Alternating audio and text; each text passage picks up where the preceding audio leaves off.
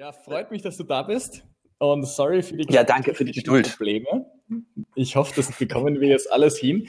Ja, wir machen ja jeden Mittwoch unseren Startup-Squabble, wo wir Leute aus der Startup-Szene einladen und wo man direkt dann seine Fragen an den Speaker stellen kann. In diesem Fall bist das du, lieber Daniel.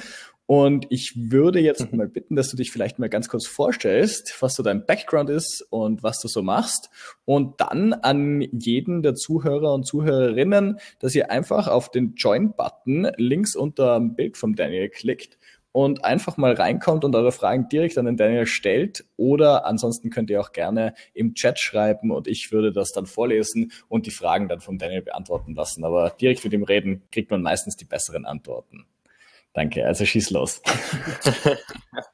Dankeschön. Also erstmal danke für die Geduld an alle. Ich freue mich, dass es jetzt funktioniert hat. Und ja, auch Riesendank an dich, Fabian. Wird eine geile Session. Ja, ich bin Daniel, bin leidenschaftlicher Startup-Mensch, habe ursprünglich mal die WU gemacht, hatten wir Daniel, Wirtschaftsuniversität. Ganz kurze Unterbrechung gleich. Ja. Manuel wrote, I know we have non-German speaking listeners tonight, so I'd appreciate if you could just quickly say that you'll be happy to switch to English anytime. I think we could just do everything in English. I hope that's okay for the German speakers here. Well, it's fine with me. Sure, awesome. The more, the merrier. So hi again, I'm Daniel. I'm happy to meet you. Obviously, you can ask questions in English or German, whatever you like. So who am I? I went to business school, really liked that, enjoyed that a lot. So I spent a lot of semesters in business school, focused on marketing and advertising, and wrote my thesis on mobile marketing. The funny thing was, before I did that, while being in business school and being somewhat bored, instead of going to a bank like a lot of people advised me to do, I decided to go to acting school, which at that point made absolutely no sense. And it was just a gut feeling I followed and decided I need to do this. And I had a lot of experts tell me that's a stupid idea. And somehow I like stupid ideas because dumb ideas and stupid ideas usually end up being quite risky, but can pay off. So I wrote my thesis on mobile marketing and focused on app marketing. And interestingly, was invited in by a company called i5 Invest. I'd never heard of them before, actually, to be brutally honest. And shame on me that I didn't. They're basically an awesome incubator. And so I got invited, and they wanted to talk about my thesis with me, which was great, and I did that. And I'll never forget. Next door, there were a couple lads from Linz, and they were working on an app that had something to do with running. And a lot of experts at that point said, "Look, Nike's in that field, so forget about it. They're too much advanced." And turns out those guys were Runtastic. And then Runtastic and i5 co-founded a mobile app agency called All About Apps, and I got to join in there as well, which was an awesome experience. And I did that for around 2.5 years as basically CMO. And while doing so, I discovered that next door, basically the short version, there was a company called Start Europe, which at that time was doing like initial first startup festivals, Startup Live and Startup Week. And they found out that I had a background in acting and could speak somewhat English. And long story short, they were dumb enough to let me host one of their events, which then turned out to be really scary, because the first time I got involved, I think it was jury or host with 34 people, I think, something along those lines. And basically they said that was quite good, and do you feel like hosting something a little larger? And I thought in my mind larger as like, well, 50, 60 people. And I think it was 850 people, and I was scared senseless. That was the Startup Week 2011. Oh, geez, it was so scary. And that was the predecessor of Pioneers Festival, which is awesome. And while at Startup Week, basically I saw this amazing speaker. He was very, very eloquent and very funny and good guy. Turned out he was from a TV show called Dragon's Den. And again, I hadn't heard of that, so I Googled it, started watching it, really liked it a lot. So obviously, a couple of years fast forward, I got to join Puls 4, 2 Minutes, 2 Million, the Austrian version of Dragon's Den or Shark's Tank, which I did for one season. And during that time, or before that time, I also noticed that some of the startup scene, there wasn't much of a common voice. So together with a couple other people, we went on to co-found Austrian Startups, which is a non-profit, which is basically tries to promote the entrepreneurial ecosystem and be somewhat the voice of startups. And again, in that process, Florian Schwantner of Rantastic phoned me and said, look, there's this University of Upper Austria in Hagenberg, and they're looking for someone to lecture on mobile marketing. Would you want to do that? So I said, yeah, sure, that would be awesome. And long story short, nowadays I still do a lot with Austrian startups. I host a lot of events, do a lot of keynotes on how to pitch, which is again one of my passions. Lecture at a bunch of universities, which I still find hilarious because I always was a crap student. Other than my final year, always horrible. Especially in school, I was absolutely useless in school. They would always say, "Yeah, he could if he wanted to, but he doesn't want to." That's always what my teachers said. And yeah, I'm horrible. No, they also managed to give me bad marks in English because, well, you do need to read the books if you have to write reports on them, which I didn't because I was somewhat bored. And no matter how good the English, just, well, you know. And nowadays, I still do all of that. I do a lot of, also, I love working with startups, and I love mentoring them if possible. And yeah, I'm curious to see what we'll come up with today. So hi from me. And I like dogs a lot. I have an amazing girlfriend who's always willing to allow me to do this kind of stuff late at night. So that's very important. You always have to listen to her partners. That was a great introduction of your girlfriend. I like dogs a lot, and I have a great girlfriend. Oh, no. Obviously, I didn't say it that way around. Please don't quote me. Okay, yeah, great. Thank you for your introduction. I think most of the people who have been to some event in the Austrian startup scene actually met Daniel. So he's really, like, I don't know, I've been at so many events where you were. And I must admit, I have never been at the pitch training by you, because that's another specialty of yours. And I've never actually joined it because I usually was also more of a, like, I don't know, a mentor at those events. So I never joined your events. Anyways, can I ask anyone from the audience who wants to join? Do you have questions for Daniel? Otherwise, I would start out with one of my questions and you just join in whenever you want, or write a question in a chat. I don't know. Yes, I guess we start with my question. And I start with this. As I said, I've never been to one of your pitch trainings, but I have pitched quite often in my life. And you have probably seen so many pitches in your life, like, yeah, only a few other people in Austria did. So can you tell me what are actually the biggest mistakes that you see on a common basis? That's something I'm curious about. Well, I think, is there something like this? Yeah, I mean, yeah. For me, the most common mistakes are basically a couple of things. Is number one, making it too complicated. I think a pitch has to be really simple. So what I'm trying to say is if you don't have something so simple, in the first 10, 15 seconds, people understand what you're trying to talk about. You'll never get people back once you've lost them. So I'm a huge fan of using very simple language and very simple analogies, to really working on what problem are you trying to solve? Why is this an issue? And knowing your audience and knowing what they could be interested in, that you somehow connect. That's really important. So really important. Make it simple, know who your audience is, have something they can relate to, and don't mess around for too long on complicated issues, number one.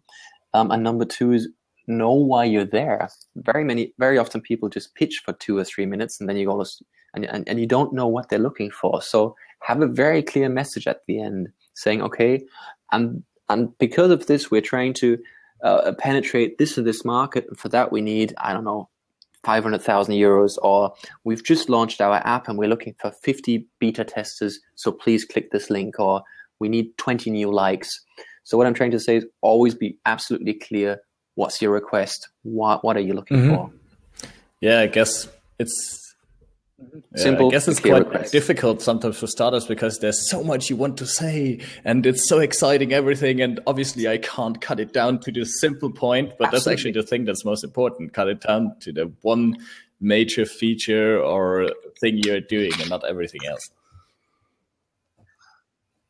Exactly. I mean, look at this. Imagine, and again, no offense. I mean, everyone knows Shazam, for example. And if you say, okay, what does Shazam do? You say Shazam identifies music. Shazam does so much more than that, so much more. But the point is, if you'd say Shazam is a highly complicated algorithm that connects to the cloud and does blah, blah, blah, blah, blah, no one's going to know what you do. And a good thing to do is, now Christmas is just next week. So what you could do is, and please, whoever tries this, do not fight with your loved ones, but tell your grandmother, tell your mother, tell your partner, your friend, your best friends whom you haven't seen for a while, tell them what you're trying to do, then talk about something else, and without warning them, ask them 5 minutes later, so, hey, grandma, by the way, what is it I'm working on? And if your grandmother or your partner can reply and tell you what you're working on, then it's good. If your loved ones, the ones that care for you, if they can't tell you what you're working on, how is someone who's just heard it for 2 minutes, how are they supposed to know what you're doing? And you'll be astonished how seldom they'll be able to reply it. And for me, for example, when I started off this mobile marketing agency, I think a good part of my family for the first year or so thought I was selling mobile phones. And it took me a while to tell them, no, I'm not selling mobile phones. We're actually marketing apps. And it's hilarious. It's something you just have to observe. But please do not be upset with your family if they don't understand what you do. Yeah, I guess you're right. It's a good way of testing I mean, I must admit, we still have a bit of the problem with Squabble because it's not so easy to actually just say what it is in one sentence. But I'm going to talk to you later on, and you're going to give me some tips directly about this. Anytime. We have anytime. two questions, or not really questions, in the chat. And there's one, what about this pitch? And I think most of the German-speaking community, startup community, heard about Ride My Pony. I don't know. Have you seen it, Daniel? Mm-hmm. Oh, you haven't seen it yet. Okay, have a look. then I see so much. Don't care. It's more like a fun pitch about an app that is like an Uber for ponies, and it went kind of viral in the last few days. That, oh my god, it's so hilarious. And they had a nice hockey stick with in it and whatever. But anyways, so let's skip this question and go to the next one by Teresa. Sure. Daniel, what was the best pitch you've heard about, or what you've seen or heard? Yeah. Very 100% Jimmy Kimmel pitching horse pants. Very good work. That's a good one. And the 3000. So for those of you that want to see how you pitch, Jimmy Kimmel pitching horse pants at Shark's Tank. And now really have a look at that. It's really well built, and it adds a lot of mistakes, a lot of typical startup early stage errors. I wouldn't want to point out a specific startup that pitched well. But for me, usually if you listen to 10 or 20 pitches, you will always just be able to memorize one or two. And that's a good pitch. And a good pitch is something that's really simple, that a week later you can say, look, that's what they did. And I think a good pitch has to be entertaining. So probably all of us will have different ones in mind. But long story short, a good pitch is the one that achieves their target. Definitely. I just heard that we have a bit of a connection issue on your side, that it sounds a bit like abgehackt. Okay. I don't know. Do you have good internet connection? Okay. I hope so.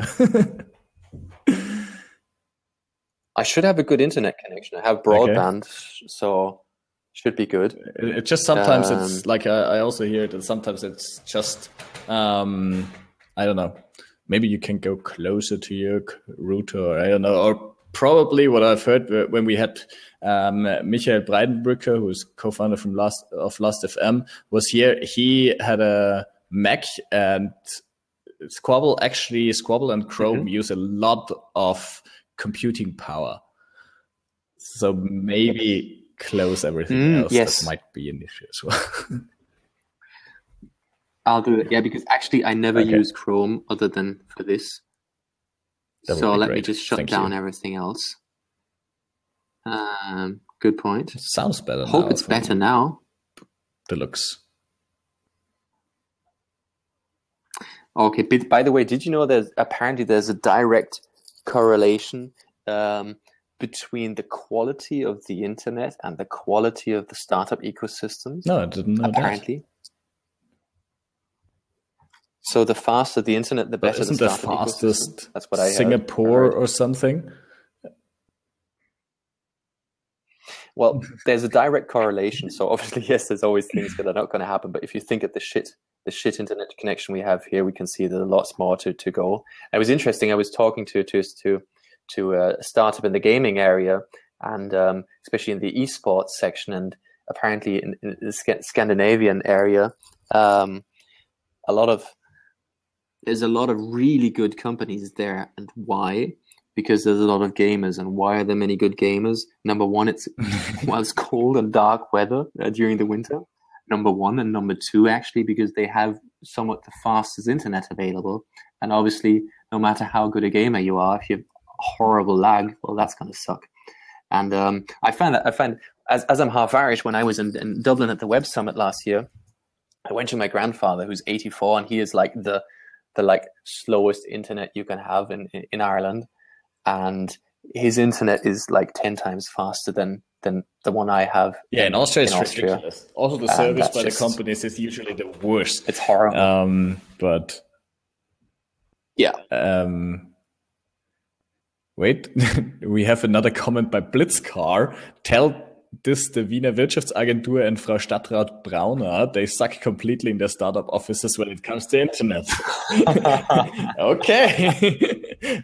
Well, I'm currently sitting in Innsbruck and the internet sucks as well. So I think most of the problem is I don't know what internet companies in Austria are actually doing, but I switched my internet provider, I think, 3 times because there are not that many companies around and everyone is crappy. I need to restart my router almost every week because it just crashes. It's ridiculous. Sounds familiar. Oh, lovely. That sounds promising. Thanks a million for adding that. So they have Glasfaser, and okay, that's horrible. But the thing is, obviously, we're startups, so we're used to overcoming the challenges, somewhat other burdens we have. We still manage exactly. So it's always about improvising, adapting, and overcoming. So yeah, we always find ways to make things work. And probably that's why we have stuff like Bitmoving and so on, on the other hand. So I think that's probably will have a good ecosystem in transferring data with crap connections, which then again is quite good. So in everything, there's I think for Blitzkalender Road, we can actually use for a question somehow, because as the Wiener Wirtschaftsagentur restrict their Glasfaser web, which is the fastest thing around, and then they want to open it up, they want to sell it to startups. Is that true? Did I understand the question right? I mean, that's somehow, I think we could talk about the Austrian startup ecosystem, because I think many people just really don't understand what a startup is actually, and what it differentiates it from a more classic company. Oh, lovely topic. Yeah.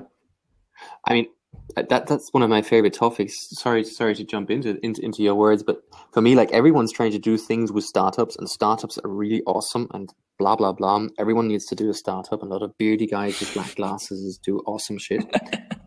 Yeah, totally. Really love the 3000 from Springer, the commercial. That's so good. The thing is, what's a startup? And the funny thing is, the more you Google, the less you know. And actually, a couple of years ago, I tried to define what a startup was, and it basically got me shot directly to hell. And about a year ago, I tried again. And for me, there's a brilliant explanation by Dave McClure, and who is basically one of the founders of 500 Startups and ex-PayPal, and he knows a lot about startups. And also he came up with VR metrics, which I really love. And he said, don't quote me on this, but basically, if you go to Quora and say, what's a startup? He basically loosely defines that a startup is a group of people that have no clue who their customers are, no clue how the market is, and no clue how to make money. As soon as they figure out all 3 things, they stop being a startup and start being a real company. But in most cases, that doesn't happen. Now, I think the thing is, what's a startup? A startup is not a startup is two things. On the one hand, it's kind of like a lifestyle culture thing and blah blah blah blah blah, having latte frappuccinos and co-working spaces and having big beards, which is nothing bad, obviously. But in reality, a startup is just a phase where you're trying to get a company, where you're trying to start a company that, well, you're trying to make a scalable business, something that works. A lot of people nowadays come to me and say, yeah, I also have my own startup. So what do you do? Yeah, I'm a hairdresser, but just founded. Again, that doesn't make you a worse person. That doesn't make you the risk you're taking any less. That doesn't make the stuff you do less awesome. But the only thing is, for me, why is a hairdresser not a startup?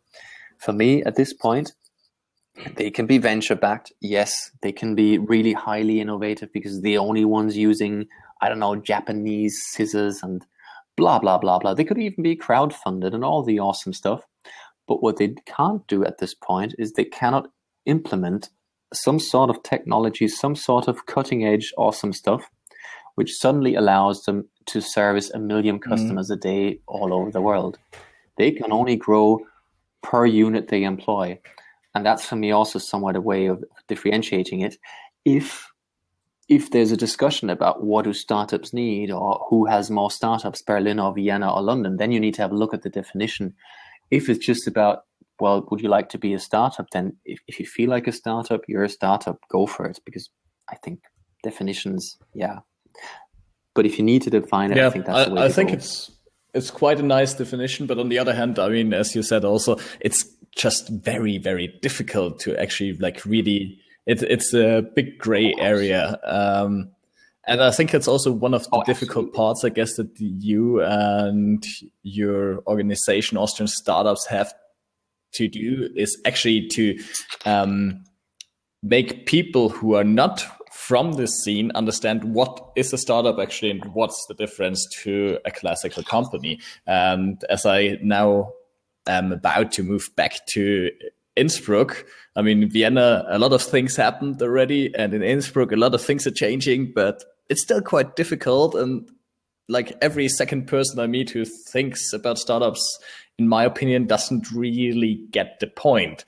So, yeah.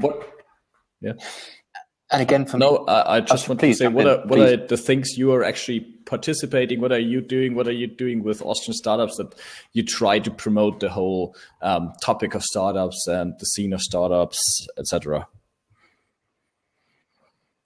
I mean, obviously, the thing is we're trying to raise awareness for the topic, and I think at this point we're at a really crucial point. There's a lot of things that have to be done because we know there's something we call the ecosystem. It means all the factors that basically within this country or our surrounding that somehow have something to do with it, be it universities, be it investors, be it politics, blah, blah, blah, blah, blah. And we're trying to understand what's happening, and we're trying to understand areas to improve on. Now, obviously, we've achieved some small things. I think we've all managed together, all of the different players in the field. Did you just open up a new window or something? Because now we have the connection problem again. Nothing. Okay, strange. Nope, okay, nothing. Please continue. I don't know what's change nothing. Okay, thanks. So obviously a few good things have been going on. A few things have been happening. That's amazing. What we really need to improve is 2 things or 3 things. Number one is, I think right now we've managed to connect the ones who are interested in startups to get them talking, so to speak, the ones who've been doing it anyway.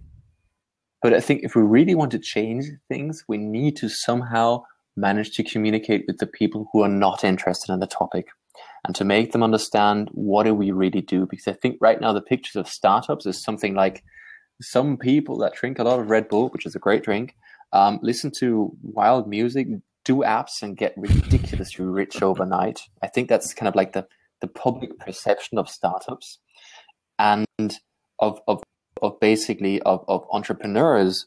I think the picture here of the Unternehmer, so to speak, is usually male, 60 plus, really rich, has a big factory and drives a Mercedes-Benz. But that's what we're not. So what I'm trying to say is we need to communicate what we do in reality to the general public, because only if they understand what we actually do, work like crap, believe in what we do, hardly make money, but never ever give up. I mean, how awesome is that? Only if we get them behind us will politics also be able to adapt. Now, obviously, we are rooting for something we call the investment Freibetrag, where we're basically trying to manage that certain levels of business angel investments can be tax deductible. Sounds boring, but here goes. I mean, it sounds totally boring, but the point is, now imagine you would go to someone on the street or even on a TV show and say, look, you've got two options. Option A is I give you 10 million, you go to a lovely island and you go on holiday for about a year and do nothing. Option 2 is you pay 50% tax. Then you invest in a company that's going to fail, probably 9 out of 10 in 9 out of 10 cases. Then you'll work for free for 3 or 4 years. And then if it all works out, you'll have to pay another 27% of taxes. And then you get your money back. So that kind of sucks, doesn't it? Now, obviously, if we get the Freibetrag, if we get the tax deduction, first thing we're going to have in the newspapers is Schelling or whatever politician does that is going to make the internet millionaires even richer.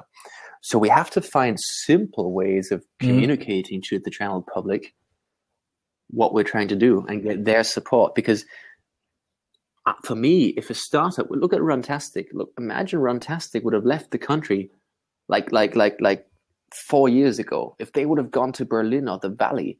I mean, nowadays, they're here. They are role models. They have 120, 140 plus employees paying their taxes and being role models to others and inspiring other people. Imagine just this one company would have left Austria. Totally. We would have lost out on. Therefore, it's so important to get early stage investment. And for some reason, it's never communicated that way. Startups create so many jobs and so much innovation. We just need to find a way to keep it here. Because to be honest, if you're a founder, we're such a connected world. It's so easy to just look at a piece of paper and say, which city, which country is good for me? What's good, what's bad? And just as well as employing people. Employing people here costs so much. Then again, still great companies have managed, although it's that complicated. But we want to be competitive on a higher level. So I think, and also my personal mission is somewhat to find a way to connect with the general audience, and that's something, in my opinion, has to be done in a less how shall I say, in a less excluding way. Because right now, a lot of people in the startup world, we talk our own language, and we talk about KPIs and going to the Valley and crowd this and blah that, which is awesome. But that's not the way we have to talk. We have to find ways to also make these people understand what we do and make them sympathize with us. Because, it's a bunch of young people that don't want to give up, that trying to live their dreams and are really, really prepared to do work so hard for that. Those are role models, and we need a lot of role models, and we've got them. Just we have to put them on. We have to put them more on the central stage. And I don't want to talk about singers and make them bad, or football players and make them bad. They're also great people, but wow, I think we could do with a couple more. I have another topic about what I want to talk, or just like not another topic, but in general, if anybody wants to ask you direct questions to Daniel Cronin, then please just press the join button or write it down in the chat. And yes, or just ping me and I will try to give the questions directly to Daniel. But the easiest way is just to press the join button and talk to Daniel. So I want to continue to another part of the startup environment, which is so important about startups. And what I'm a bit afraid about in the near future is startups fail. And that's just part of the startup environment, that there are a lot of companies and a lot of them are going to fail. And currently, at least in Austria, we have kind of this thing that many politicians want to promote startups and the startup scene. But I'm not sure what they will think about it in 3 years when they realize, okay, shit, a lot of things just failed and that's not going to be anything great anyways, and they will stop completely their support. What do you think? Are you also afraid, or what do you think can we do about it? And everyone's talking about fail culture. And again, this is for me a topic. I think we're communicating it in a wrong way. Because somehow it's again something where the general public that always knew better and has always been against whatever's new, they can say, look, we know how to fail ourselves, and it's not about failing, it's about mistakes and then getting up. And I think we need to give this whole thing a positive twitch. And the thing is, even if you find that's also something you've just found out. 9 out of 10 startups failed. That's just a part of it. And for me, if you look at, it's a great analogy for me, obviously being in Austria, and I've been here now for 19 years, so this is home. It's like, imagine you would go to a 4-year-old or 3-year-old child on its first day when it's learning to ski. You know, these little kids with their huge helmets and skis. And imagine you give them the skis and say, look, here are your skis. Whatever you do, do not fall down. If you fall once, I will take the skis away and I will never ever let you ski. Now go on and have fun. What's the kid going to do? It's not going to be willing to take any form of risk. It's going to be scared, and it's going to be a horrible, horrible skier. Now, if you look at amazing skiers, I mean, how many times have they fallen flat on their face? Many times. And that's exactly what made them really good. And that's something we have to be aware of. And it's like racing, also like car racing. If you race a car and you're scared to crash it, you'll be a shit driver. And that's something we have to understand. No one wants to fail. No one needs to learn how to fail. But we have to. We have to give people the chance to be able to stand up. Totally. I totally agree. I just think it's very difficult to actually change it in a society like Austria. I think the whole mentality is actually changing a bit, but changing culture and mentality is probably the most difficult thing that you can do. Yeah. But there's a beautiful saying by a guy called Peter Drucker who says basically culture eats strategy for breakfast. And that's beautiful. Where do you get all your quotes from? Do you have a book, or do you have your own slideshow of perfect quotes for every occasion? It's called the internet. It's really good. No. Apparently, other than my connection. Except if your connection, the internet is actually quite a good source for for quotes like this. Imagine all the stuff I could get out of the internet if I'd have a quick connection. That would be really good. Yeah, because Teresa just wrote, Daniel, your connection is even worse. We are very, very sorry, guys, that this is happening. I actually don't know how we can fix this, because if we have just an internet connection problem, we're not going to be able to fix that now within minutes. The thing is, I think if I reset my router, that's going to take a while. That would suck. As we are a startup as well, it's a good learning for us that I'm going to tell every next host, restart your router before you join. Good point. I mean, I hope I can still be understood somehow. It's okay. It's just sometimes it's just a bit of the part is cut off, and that's just not as easy. Anyways, does anybody want to join and ask Daniel a direct question about startups? Good evening. Yeah, Hi there. Daniel, maybe you can give some more advice on how to create a pitch deck.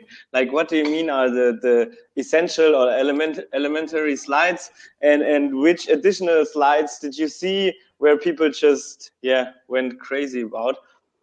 And or do you even suggest to present without stupid slides or something like this? Well, it's always a question of the setting. Number one, I think it's really important that you know what's the setting. Now, if you obviously have a half an hour with Elon Musk, do this differently. If you have 2 minutes at a pitch competition where 30 people are pitching and you're number 27, really have it simple. I'm a huge fan of having a one-liner, kind of like, I don't know, I'm Daniel, I'm the CEO of Shazam, and Shazam identifies music, something like that simple. Then really cut to the problem, make the problem really a short thing you're talking about, 10, 20 seconds, show why the problem is relevant, always have some market figures really early, because it's always important to show it's a relevant market. Once you've done that, talk about the solution. Why can you solve it? Not necessarily in detail how, but why. What enables you to do this? Why can you do this? How do you want to make money on this? And once you've done that, talk about the next steps. What are the next steps you're intending? And after the next steps, like I don't know, in Q2 2016, this is what we want to do. And in Q4 2016, this. But the big picture is that. And after you've done that, finish off the pitch with a request. And it should be like a funnel, a funnel leading to this conclusion that you're the one that this is a huge problem. You're the one who can tackle it. You're the one who's really good at it. You've got the perfect team for that. This is the next steps you want to do in order to make it work. And this, for the first step or the second step, you require this and this amount of money or network or whatever it is. That's really important. And what happens after every pitch is Q&A, questions and answers. So the thing is, prepare that. Prepare the question and answers. Look at your pitch, be critical, and anticipate some of the questions. Okay. What are you going to do with the money you've raised? So if you say we're trying to raise $1 million, good question. What are you going to do with it? Why can you do it? Or if you're saying, look, we're why are you allowed to do it? So you have the rights to a certain topic. Or if you're doing something like the food sector, has it been tested? Who are your competitors? All that kind of stuff. It's simple. You'll have 5 to 10 backup slides you should prepare on. Okay. And then always focus on time management. That's really important as well. So if you have 3 minutes, plan for 2 minutes 30. And whatever you do is prepare something you're certainly going to say if you only have 30 seconds left. Don't start being quicker, but just shift to plan B and say, okay, if you see you're kind of a bit over time, say, okay, that's why we're doing this. That's what we need, and finish off with what you're looking for. Does that make sense? Yeah, makes sense. Makes absolutely sense. What I was missing is, maybe I can do this with a quote. It is like, never invest in a good idea with a bad team, but the other way around. Because you didn't mention the team, or did I just miss it? That's what I meant with saying, why can you do it? Okay. For me, the team is really important, and I think the team should give you the explanation why you can do it. So yes, absolutely, it should be part of your solution. So if you say, okay, I don't know, we want to start the best chocolate cake company in the world. Why? Because we've got the best chocolate cake baker of Austria on board. That's the thing. But only talk about your team if it counts. Don't say we're good friends and we trust each other and we're la la la. That's boring. But say, okay, this guy won 4 straight competitions in developing, and this guy spent 3 years at Goldman Sachs, and blah blah blah. Really make it count. Whatever you say about the team, make it count as an enabling factor. Okay, cool. And would you recommend like to start to go to a few investors, or maybe well-known people from and practice, and then only go to the guy who you want to invest? Or do you think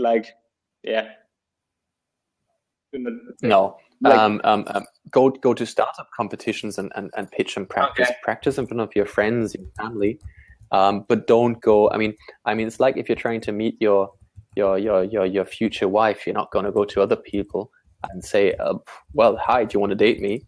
And if she says yes, you say, well, I'm just practicing. Sorry about that. Manuel already wrote in the chat that Squabble is until 9:00 tonight. So if you have any more questions, it's now more or less your last chance to join us in our discussion with your questions directly to Daniel. So please press the join button and just come in and ask your questions directly. But anyways, If there are no questions, Daniel, let's just continue our talk. Mega, you sound like a radio DJ doing that. That's really good. I sound like a what? A radio DJ. Oh, thank you. I actually bought a professional microphone for my Squabble sessions because my laptop is so loud that it doesn't that it didn't work. So I have now a professional microphone with which I can do crazy shit.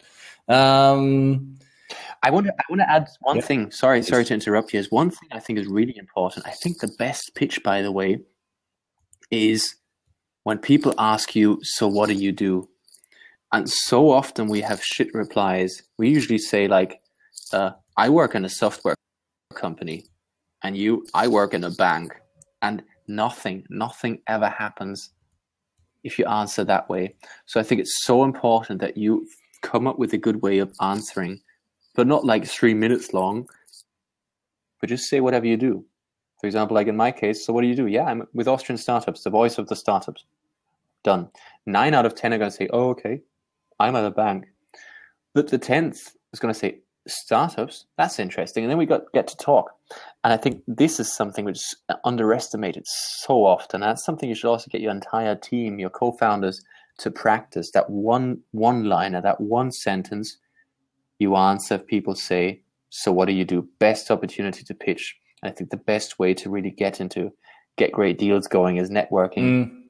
And you only get into networking if it's interesting. That's true. That's true. Like, actually, that's something we still need to work on here at Squabble. But I also like your networking advice, because last week Daniel Horak joined us for a talk, and he also said networking is one of the most important things you can do when you start a startup, because it's one of the great things about the startup community is actually that people are quite open with each other, and they give you great feedback, great support, and you should really use that. And if some of you guys haven't done it yet, I would also suggest that you sign up for the Austrian Startups newsletter, because there you always get an invite for all the great events they are doing, and what are also around in the startup scene. That was beautiful. Thank you. And yes, networking is absolutely vital. And I think you also everyone has to consider themselves somewhat of a brand, like a marker. And you have to position yourself for 1 or 2 or 3 topics. And that's important, that people know what do you do and they know when to talk to you. But look, in my case, for example, obviously it's pitching, or it's somehow startup ecosystem. But if I have too many topics, that's not going to be good, because then people don't know what I do. So focus on what you do and always network. But again, don't over network. Don't be the guy who tries to be everywhere and have a picture with everyone. Yeah. That's not good. But if it's your topic, if you have something to say, do it. And don't ever wait for things to happen. Really go out there, chase it, do it. And yes, also important, everyone's scared and everyone feels horrible. Seriously, every time I go on stage, I'm scared. That's normal. I think people that say they're not scared, they lie. Either there's something wrong with them, they don't take it seriously, or I don't know what. But I'm scared every single time. And actually 20 to 30 people scare me a lot more than 2,000 or 3,000 people. Because 20 people, you see them. 2,000, 3,000, you don't see them. That's just a mass. So if you've done 20 people, that's the worst. It only gets better. I guess so. What I also liked is what you said about not over networking. I think Campo also wrote it in his in the chat, because sometimes I'm really thinking about, guys, when are you actually working if you're at every single event, at every single startup conference and so on? It's sometimes just too much. I don't know how people are doing it. I also told to Christoph, why do you make your startup Stammtische always so early? I'm still working usually, but he explained me why, so it's okay. Okay, good. That's a good point. His explanation was just that that most people don't. most people just go home, drive home, and like this, you're directly out of the office and you have most of the people there. And that's probably true. Exactly. Kind of an after work, and basically we usually don't start before 7, and then we get most of them. But anyhow, I think Campo just wrote he has a question in German. Do I see that correctly? Yeah, he wrote that he has a question in German, but he didn't press the join button yet, and he didn't write his question yet. So dann Campo, drück auf den Join-Button, wenn du noch eine Frage stellen willst. Gerne auch auf Deutsch. Wir können auch die Frage, jetzt hat er sie in den Chat geschrieben, ich lese sie einfach mal vor, damit sie auch alle, die nur zuhören, sie hören. Okay, wie löst man das Henne-Ei-Prinzip? Zu wenige VCs, also Venture Capital, weil zu wenige Startups, oder umgekehrt zu wenige Startups, weil zu wenige VCs? Bezogen auf Österreich. Ich kenne mittlerweile jede Menge Startups in Berlin aus Österreich, die wahrscheinlich dorthin gehen, weil es einfach eine aktivere VC-Szene gibt. Das ist ein guter Punkt. Wie siehst du das, Daniel? Ist ein Riesenproblem. Also wir haben seit Jahren nicht genug VCs. Wir haben jetzt allerdings vor einer Woche gehört, großartig, dass Speed Invest die 90 Millionen aufgestellt ist. Super, soweit ich weiß, Venunaire ist auch dabei, noch aufzustellen. Es gibt noch 1, 2 andere, aber solange Investieren noch so unattraktiv ist es einfach so eine Sache. Wir haben sehr viele Förderungen am Anfang, wir haben sehr viele Business Angel Investments, aber VCs ist eine schwierige Geschichte.